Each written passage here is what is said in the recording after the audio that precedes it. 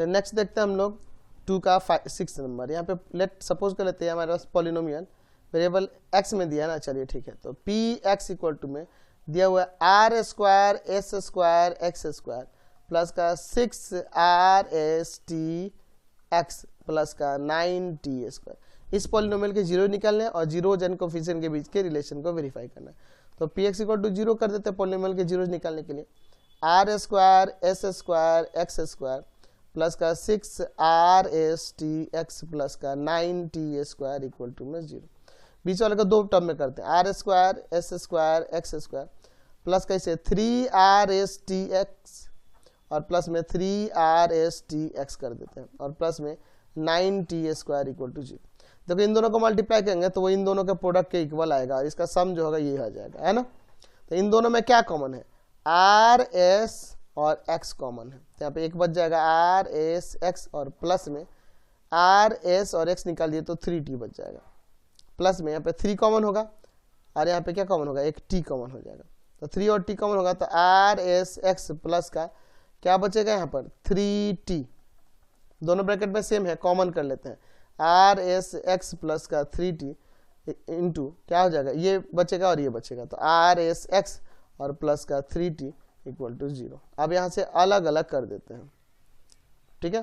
RSX plus 3t equal to में 0 और दूसरा है RSX plus 3t equal to में 0। RSX equal to minus of 3t यानी x इक्वल टू में आ जाएगा माइनस का 3t बाई में RS एंड यहाँ पे RSX इक्वल टू में क्या आ जाएगा माइनस ऑफ 3t यानी x इक्वल टू में माइनस का 3t बाई में RS, ठीक है।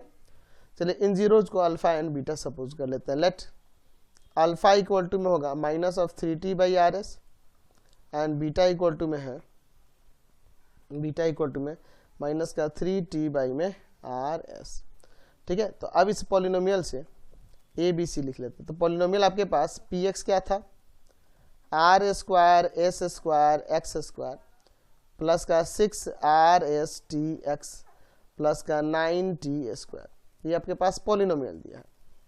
तो यहाँ पे हम लोग ले लेते हैं a इक्वल टू में R square S square and b equal to में 6 RST and c equal to में 9t स्क्वायर। तो आपको रिलेशन पता है, sum of zeros equal to में minus of b by A and the product of zeros equal to में c by A. तो sum of zero यानी कि आ जाएगा माइनस का 3t बाई RS और प्लस में बीटा का वैल्यू माइनस का 3t by RS equal to में माइनस b का वैल्यू, तो b का वैल्यू है 6 RST और a का वैल्यू R स्क्वायर एस स्क्वायर।